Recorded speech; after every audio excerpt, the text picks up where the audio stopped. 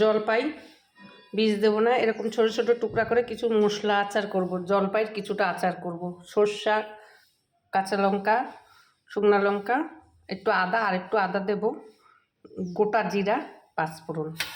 কী করবো, কড়াই গরম হচ্ছে, শুকনো কড়াই ভাজা হবে, দেখতে থাকুন।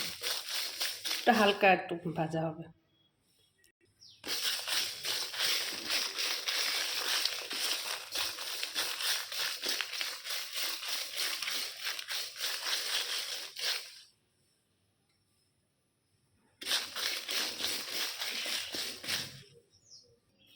জলপাইগুলা বীজ দিইনি, কেটে কেটে নিচ্ছি ছোট ছোট করে। আর এগুলা মিষ্টি আচার করব গুড় দিয়ে।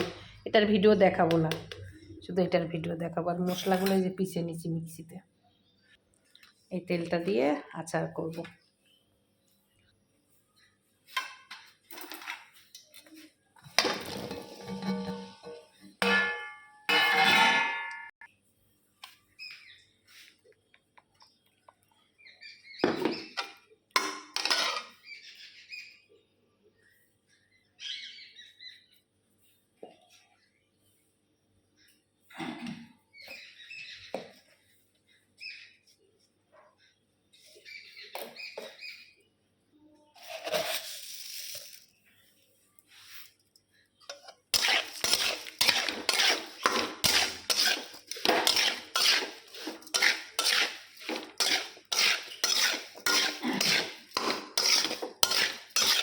এটা মশলা আচার, শসা টসা, তেল আচার, মশলা।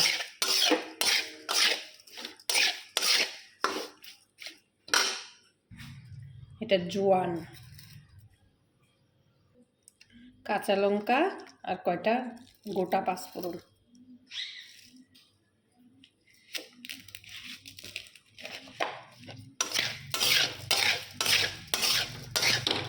বড় কড়াইটাতে নিয়েছি কেন বলুন তো, মিলাতে সুবিধা হবে। ছোট কড়াতে ছোট জিনিসে মিলাতে পারবো না। বাস, মিলানো হয়ে গেছে, এখন যা শিশিতে ভরবো।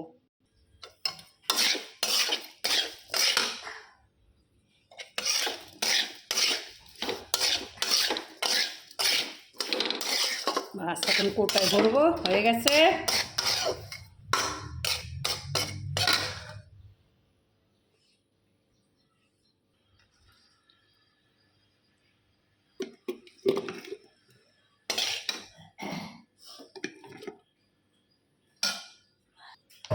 এর উপরে আচারের উপরে একটু সরষের তেল দেবো, আর কিছু না।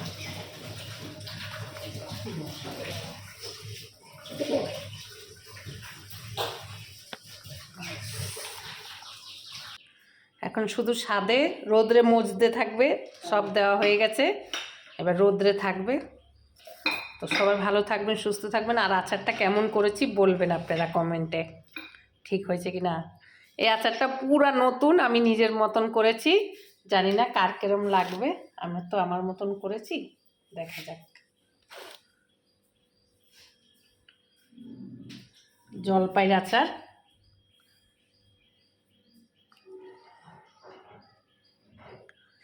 দেখতে তো লোভনীয় হচ্ছে।